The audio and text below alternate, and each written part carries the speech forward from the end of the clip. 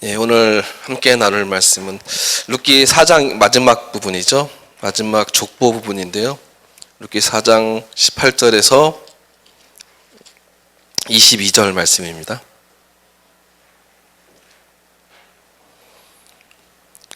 구약성경 407페이지에 있고요. 같이 한 목소리로 같이 읽겠습니다. 베레스의 계보는 이러하니라. 베레스는 헤스론을 낳고 헤스론은 람을 낳았고 람은 암미나답을 낳았고 암미나답은 나손을 낳았고 나손은 살몬을 낳았고 살몬은 보아스를 낳았고 보아스는 오벳을 낳았고 오벳은 이새를 낳고 이새는 다윗을 낳았더라. 아멘. 오늘로 룻기 강해가 마지막인데요. 이미 룻기의 스토리는 지난주에 그 마지막을 함께 나눴습니다. 지금까지 12번, 오늘이 13번째인데요. 12번의 말씀을 통해서 우리가 그 말씀을 통해서 본 것처럼 삶의 밑바닥까지 내려갔던 그 한 가정이 그야말로 멋지게 회복을 이루어내는 가정사를 룻기는 다루고 있습니다. 겉으로 보이는 모습이 그런 모습이죠. 나오미의 텅 빈 것은 룻과 보아스의 헤세드로 가득 채워졌습니다. 슬픔과 탄식으로 그저 아무런 소망이 없이 그저 아무런 소망도 가질 수 없었던 그 늙은 과부인 나오미는 이제 그 마지막이 한 생명을 안고 기뻐하며 소망의 노래를 부르고 있습니다. 쓴물, 고통이죠. 마라가 되었던 나오미는 이제 그 마라를 다 통과한 나오미가 되어 진짜 나오미. 이제는 그 이름의 뜻처럼 그 기쁨의 노래를 하고 있습니다. 이야기는 끝났고 이렇게 해피 엔딩으로 끝나는 것 같습니다. 그런데 룻기의 끝은 이 아름다운 이야기로 끝을 맺고 있지 않습니다. 한 가정의 회복을 다루고 있는 이 이야기는 매우 심상치 않은 방식으로 끝을 맺고 있습니다. 오늘 본문으로 함께 읽었듯이 베레스라는 사람으로 시작해서 다윗으로 끝나는 족보를 제시하는 것으로 룻기의 이야기를 마치고 있습니다. 구약 성경에서 족보는 어떤 중요한 전환점을 암시할 때 등장합니다. 아무 때나 등장하지 않습니다. 그렇다면 뜬금없이 한 가정의 이야기, 회복의 이야기 그 마지막에 무엇인가 중요한 전환점이 있다는 것을 암시하는 것이겠죠. 무엇을 암시하는 것일까요? 룻기의 이 이야기를 마치면서 마지막에 뜬금없이 덧붙여 놓은 이 베레스의 족보는 그냥 족보가 아닙니다. 사실은 어마어마한 족보입니다. 그리고 그 족보의 정점은 바로 다윗을 향하고 있습니다. 다윗으로 세우시는 왕국을 지금 보여주고 있는 것입니다. 그리고 그 다윗의 위가, 그 다윗의 왕위가 계속해서 이어져서 그 계보를 따라서 임하시는 메시아 예수 그리스도를 우리에게 보여주고 있습니다. 오늘 본문을 보시면 알겠지만 베레스의 족보는 다윗으로 이어지는 족보고, 이 족보는 신약성경 맨 처음이죠. 마태복음 1장 1절에서 17절에 나오는 바로 그 예수님의 족보와 연결이 됩니다. 이렇게 사사들이 치리하던 시기, 혼돈과 절망의 그 시기였던 그 시기, 그 모든 혼란의 이유가 무엇이었냐면 이스라엘에 왕이 없었기 때문입니다. 그런데 여러분, 정말 그들에게 왕이 없었습니까? 다른 나라의 왕과 같은 그런 정치적 왕, 군사적 왕은 없었죠. 그런데 누가 이스라엘의 왕이죠? 하나님께서 그들에게 왕으로 그들을 다스리고 있습니다. 하나님은 그런 이스라엘의 패역함에도 불구하고 사사를 세우고 보내셔서 그들을 구원하고 있으며 그들을 또 인도하고 계십니다. 하나님이 왕으로 존재하고 계십니다. 그런데 이스라엘은 왕을 요구합니다. 그런데 지금 여기 이 작은 동네 베들레헴의 늙은 과부 나오미의 품에 그 시대를 그 시대를 살려낼, 그 혼돈과 절망의 시기인 그 시대를 살려낼 생명의 씨앗이 나오미에게 안겨 있습니다. 룻기가 단순히 사사시대에 유다에 살았던 한 가정의 몰락과 그 가정의 회복을 이야기하는 것에 그치는 것이 아니라는 사실을 룻기는 그 끝에 이렇게 다윗을 정점으로 하는 그 베데스의 족보를 붙여놓음으로써 이 이야기가 이스라엘 민족 역사 속에서 얼마나 중요한 이야기였는지를 분명히 밝히고 있는 것입니다. 사랑하는 여러분, 나오미의 이야기를 한번 생각해 보십시오. 모압으로의 이주, 그리고 남편 엘리멜렉과 말론과 기론 두 아들의 죽음, 또 며느리 룻과 함께 돌아온 베들레헴에서의 이야기, 보리 추수 때의 그 들판과 타작마당에서의 그 대화들, 물론 마지막은 룻과 보아스가 결혼을 합니다. 사실은 어쩌면 그 어느 것 하나 대단하고 놀라운 이야기들이 아닙니다. 물론 그냥 흔한 이야기는 아닙니다. 그렇지만 그렇다고 몇백 년이 이어질 만큼, 그렇게 몇백 년이 전해져 내려올 만큼 대단한 이야기는 아니라는 것입니다. 그런데 여러분, 이 이야기가 이스라엘의 그 혼란을 끝낼 위대한 왕과 연결되어 있습니다. 더 길게는 이 작은 이야기가 세상을 죄로부터 건져낼 위대한 왕이신 예수 그리스도의 이야기, 그 이야기와 연결되어 있는 것입니다. 여러분, 룻기의 첫 마디가 어떻게 시작되죠?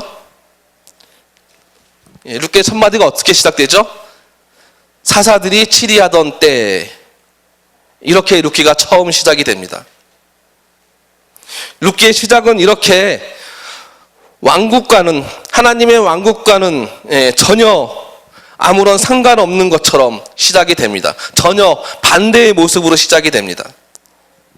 사사시대는 이스라엘이 왕이신 하나님을 인정하지 않고 왕이 없는 것처럼 그저 각자 자기의 소견대로 자기가 왕이 되어서 살아가는 그런 시대였습니다. 사사시대가 대략 350년이었는데 그렇게 오랜 세월을 사는 동안 이스라엘 백성들이 언젠가 왕국이 세워지고 왕이 다스리는 날이 올 것이라는 기대를 갖고 그들이 과연 살았을까요? 그렇지 않습니다. 그들은 분명히 세상은 그냥 이렇게 살아가는 것이고 역사는 그냥 이렇게 그냥 순응하며 살아가는 것이면 된다라고 생각하며 그냥 그 시대의 흐름대로 살아갔을 뿐입니다.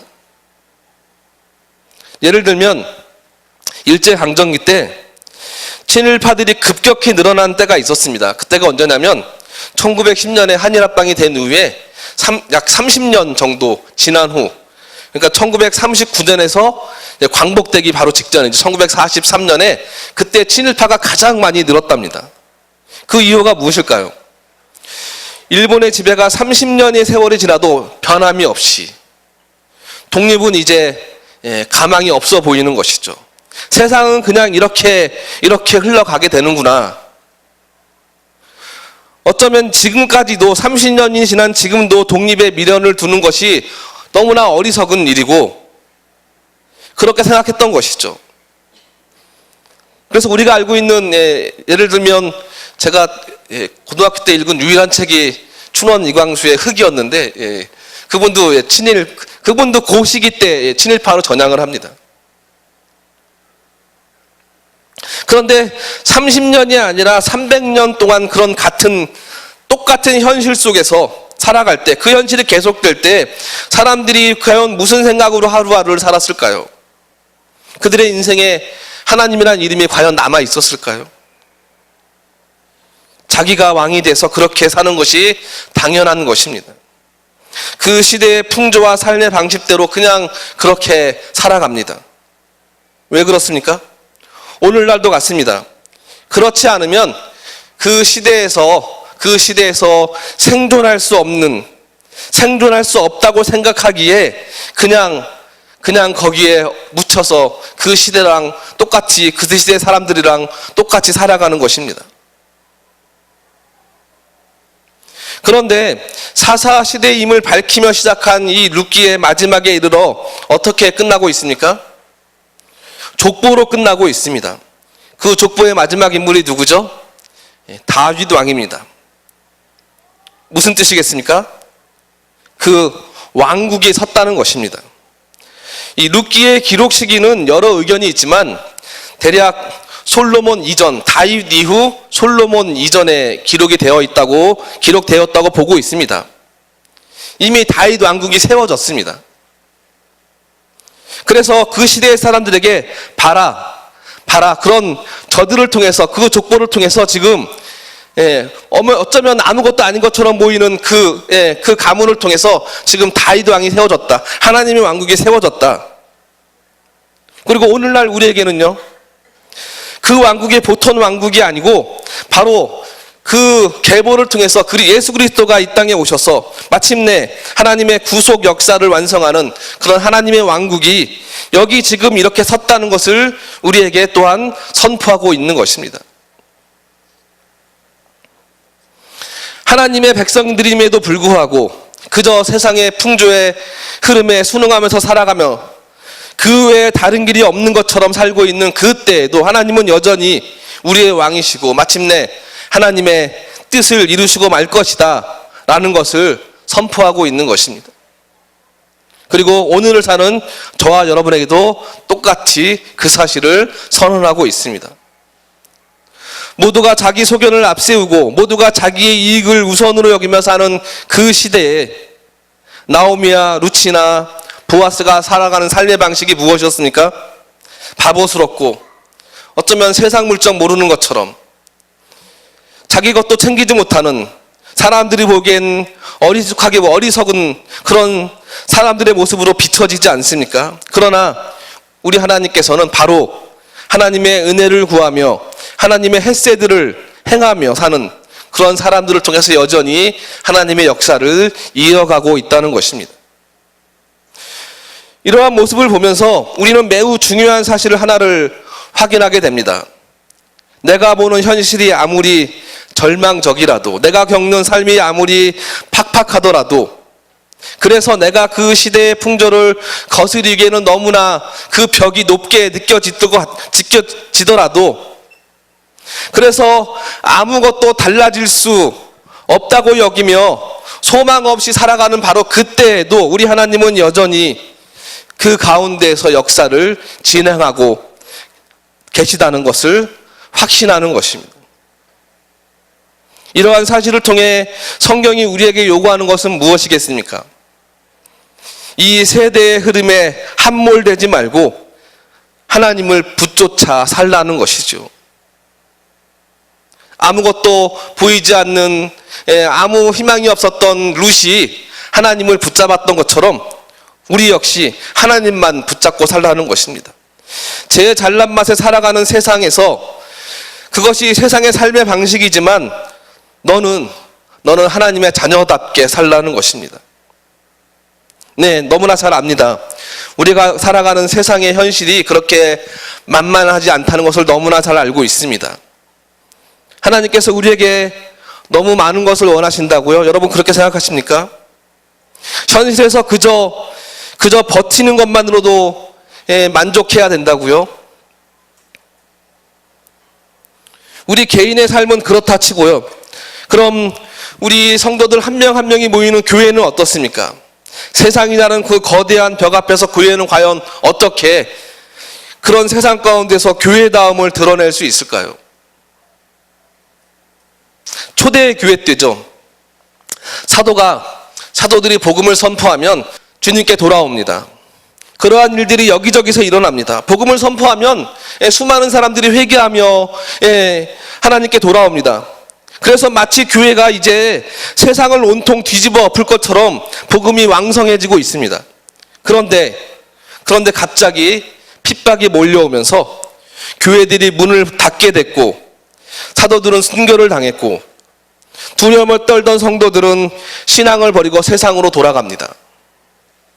이제 교회는 그것으로 끝이 날 것처럼 보입니다. 이런 현실을 거역하며 산다는 것은 불가능한 것인가? 이런 생각이 대부분의 그리스도인들의 마음 가운데 편만해졌습니다. 그런 때였습니다. 그때 예수님께서 사도 요한에게 나타나셨습니다. 그리고 예수님께서 사도 요한을 토닥이며 말씀하십니다. 두려워 말라. 그리고 네가 본 것을 기록하라. 그것이 무엇이죠? 요한계시록입니다.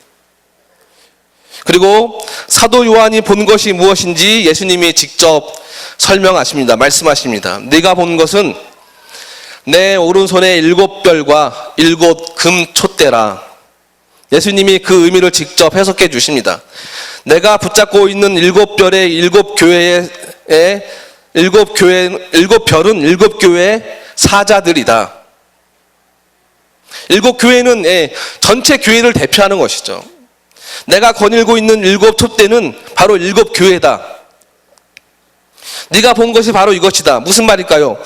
지금 현실적으로 교회가 핍박을 갖고 마치 무너질 것 같은 그런 현실 속에서 교회는 더 이상 희망이 없어 보이고 교회 역사는 여기까지인가 보다, 여기가 끝인가 보다 그렇게 보이는 현실 속에서도 예수 그리스도께서 여전히 교회의 주인이라는 그것을 선언하고 있는 것입니다.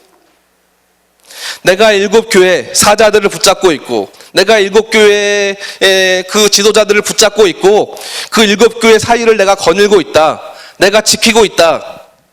지금 현실의 상황이 어떨지라도 주님이 교회를 책임지시고 교회를 이끌어 가신다는 확신을 사도 요한을 통해 그것을 확인해 주시는 것입니다. 우리가 보는 현실과 상관없이 여전히 주님이 교회의 주인이라는 그 사실을 그 교회들에게 선포하셨던 것입니다. 사랑하는 여러분, 교회가 그렇다면 우리 개인의 삶은 어떻습니까? 우리가 너무나 잘 알고 있는 욥이라는 사람이 있습니다. 욥은 그 무엇으로도 이해할 수 없는 그리고 감당할 수 없는 고통을 당하고 있습니다. 그는 하나님을 찾으며 하나님께 호소하며 몸부림치며 하나님을 찾고 호소합니다. 그렇게 몸부림치며 얻은 결과가 이 말씀입니다. 욥기 23장 8절 9절 말씀인데요. 제가 알아듣기 편한 의미로 설명해 드리겠습니다. 내가 앞으로 가도 그런데 내가 그렇게 했는데 내가 앞으로 가도 그가 아니 계시고 뒤로 가도 그가 보이지 않고 내가 왼쪽에서 그가 일하시나 왼쪽을 돌아봤는데 만날 수 없고 그가 오른쪽에 계시나 돌이켜봐도 그를 볼 수가 없구나. 그의 고백입니다. 하나님이 계시는지 그가 여전히 일하고 계시는지 확인을 했거나 그 어떤 것도 내 삶의 증거가 보이지 않는다. 하나님께서 그 무엇도 내게 주신 것이 없어 그것을 탄식하고 있습니다. 그런데 바로 그런 상황에서 욥은 바로 이어서 자신이 깨닫고 내는 결론을 바로 이어서 선언합니다. 욥기 23장 10절 말씀입니다. 그러나 내가 가는 길을 그가 아시나니 그가 나를 단련하신 후에는 내가 순금같이 나오리라. 이런 고백이겠죠. 그러나 내가 분명히 아는 것이 있다. 이런 캄캄한 상황일지라도 내 인생의 발걸음은 하나님의 뜻 가운데 있고 하나님은 지금도 그 일을 완성해 가신다는 사실이다. 또한 한 가지 더 확실한 사실은 그 사실을 나는 확실히 안다. 나는 결국 하나님의 손에 의해서 순금으로 정금같이 나오게 될 것이다. 뭐 이런 고백이겠죠. 그러니 지금의 그 현실에 굴복하지 말고 그것을 거스려서 살아가라는 것입니다. 이것이 바로 우리의 능력입니다. 이것이 바로 우리만이 가진 비밀 아니겠습니까? 우리가 여전히 연약하지만 겁없이 하나님이 원하시는 길을 따를 수 있고 하나님의 헷세들을 서로 행하며 살아가는 것, 억지로 씩씩거리면서 버티는 것이 아닙니다. 그래도 괜찮은 것처럼, 그래도 아무 상관이 없는 것처럼 그 짐을 걸머지고 그저 한 걸음 한 걸음, 그 한 걸음을 계속해서 걸어 나가는 것입니다. 여러분, 무슨 근거로 그렇게 살아간다고요? 하나님은 여전히 이 역사에 또한 우리 삶의 주인이라는 확신 때문입니다.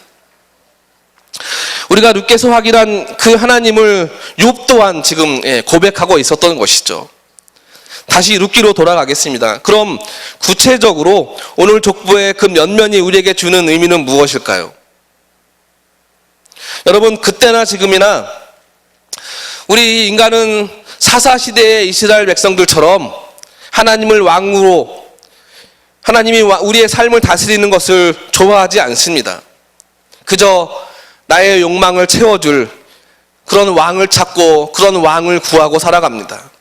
그러나 하나님은 그 속에서도 하나님의 크신 긍휼과 오래 참으시는 그 사랑으로 쉬지 않고 일하시면서 여전히 지금도 구원의 역사를 이어가고 계십니다. 마지막 결론 부분인 베데스의 족보에 녹아있는 그 베데스의 족보에 녹아있는 것은 바로 그 하나님의 여전히 일하시는 그 하나님을 바라보라는 것입니다. 여기 족보에 처음 나오는 베데스, 지난주에 설명했듯이 참 상상할 수 없는 것이죠. 사실은 유다와 며느리 다말 사이에서 태어난 아들입니다. 어찌됐든 기업 물을 자가 됐습니다. 그리고 보아스는 여리고성의 기생 라합과 살몬이 낳은 아들입니다. 그 보아스와 이방 여인, 모압 여인인 룻을 통해서 오벳이 나고, 오벳을 통해서 이새가 나고, 이새를 통해서 다윗이 태어납니다.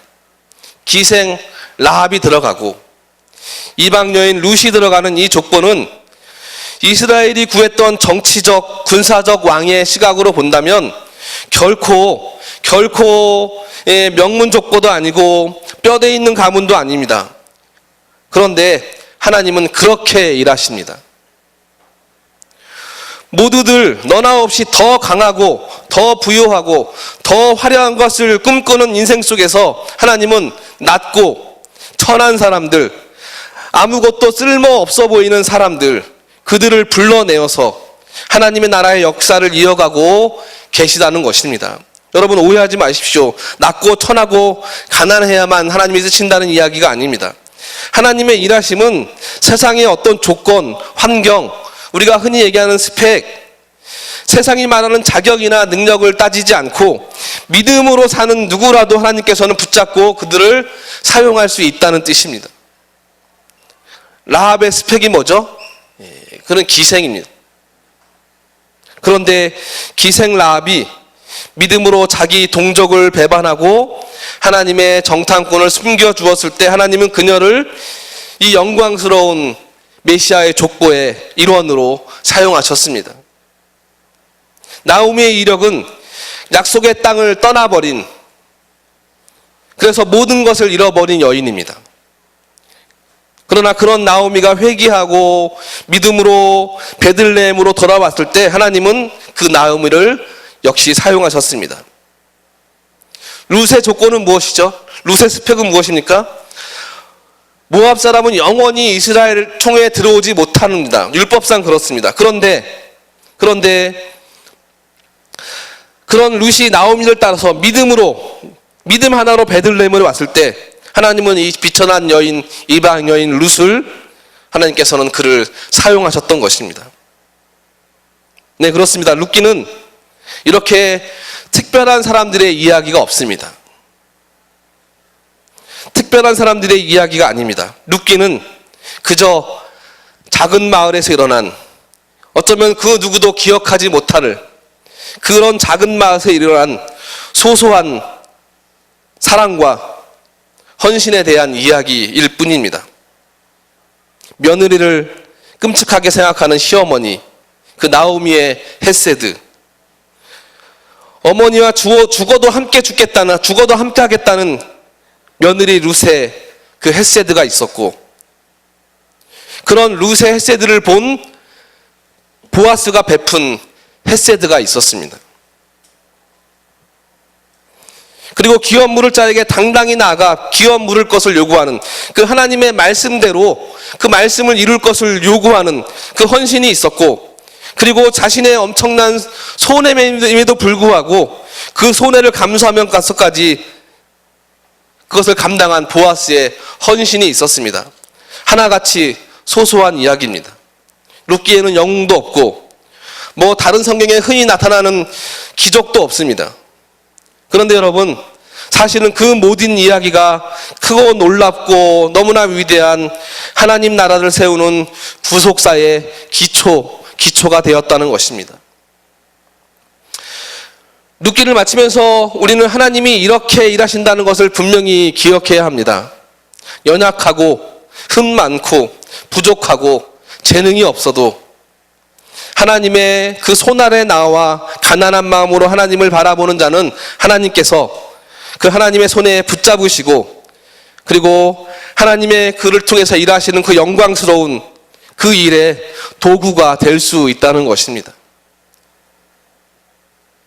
여러분, 지금 우리가 살아가는 이 땅은 성공하는 인생을 꿈꾸면서 질주하며 너도 나도 그렇게 질주하며 살아가는 그런 사회입니다.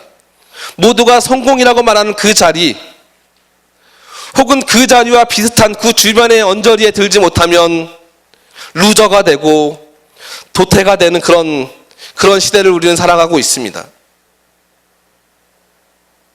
그러나 여러분, 하나님의 나라는 성공하는 상위 몇 프로 그들의 나라가 아닙니다. 하나님은 세상이 보기에 루저처럼 그렇게 보이고 바보처럼 보이더라도 하나님은 심령의 가난함을 가지고 믿음으로 사는 사람들, 그들을 붙잡아서 하나님의 나라를 이루어 가십니다.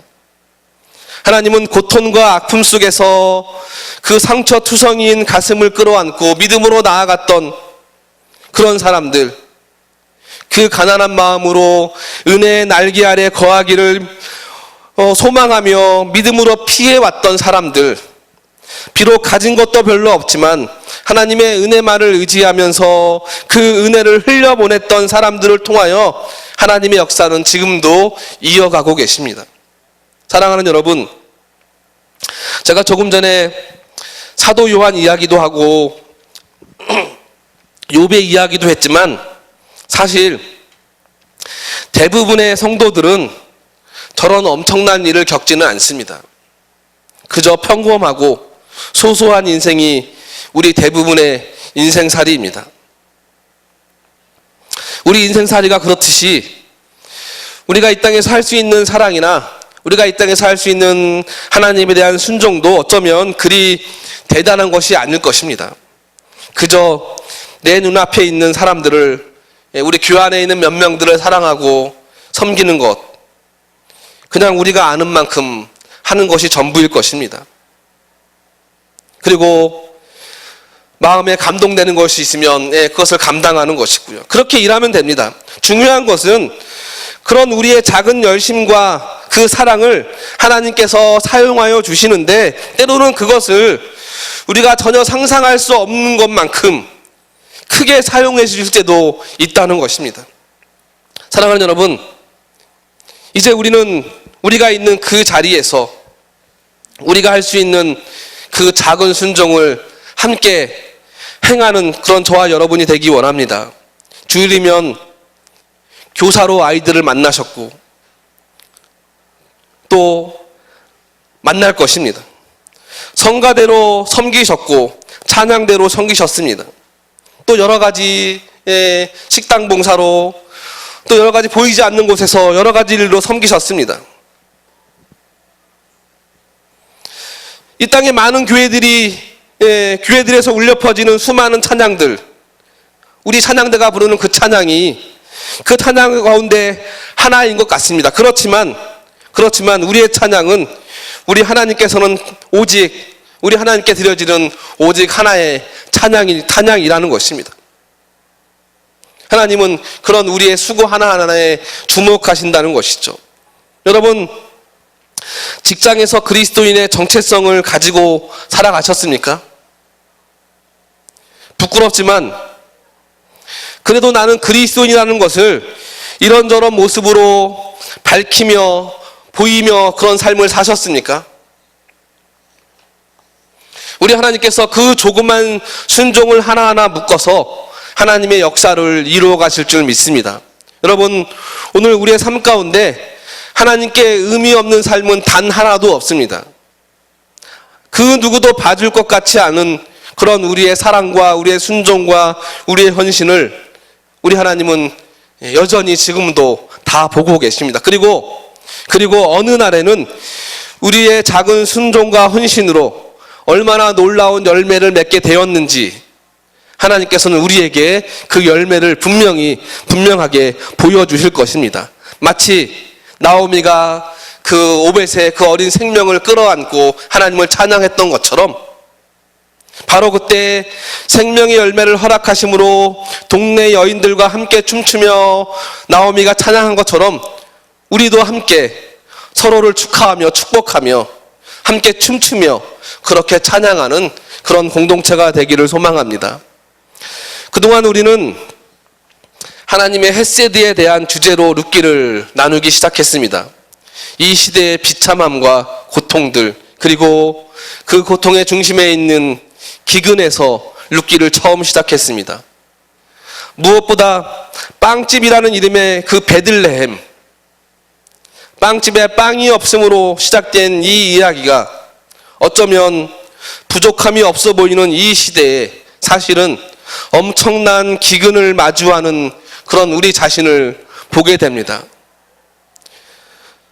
수없는 말씀이 홍수처럼 쏟아지는 이 시대에 정작 먹을 것이 없는 그런 교회의 모습도 우리는 바라보게 됩니다. 그런데 엄청난 기근, 우리 안에 있는 그 텅 빈 것은 아주 작은 소소한 하나님의 일상을 살아낸 사람들 속에서 그들을 찾아오신 보아스, 즉 예수 그리스도라는 그 생명의 빵에 의해서 결국 채워졌습니다.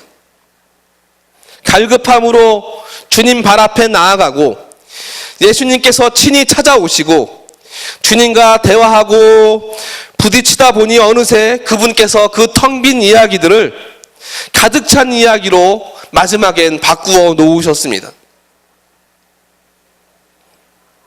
여전히 우리는 고통의 시간, 텅 빈 시간을 보내고 있을 수 있습니다.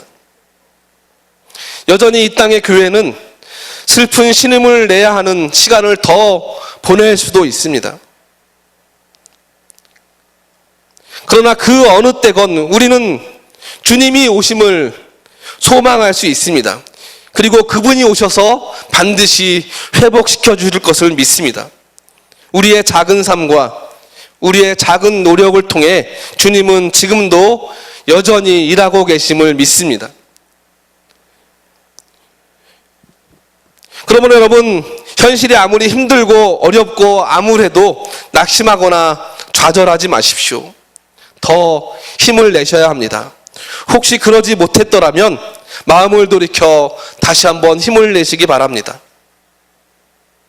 그렇게 하루가 가고 또 하루를 믿음으로 살고 그렇게 한걸음씩 가다 보면 주님이 우리를 영광 가운데 불러주시지 않겠습니까? 그리고 우리의 수고도 그치지 않겠습니까? 그리고 잘했다 칭찬하시는 그 주님의 칭찬이 우리를 기다리고 있지 않겠습니까? 저와 여러분이 바로 그 주님만 바라보는 그런 저와 여러분이 되기를 간절히 소망합니다.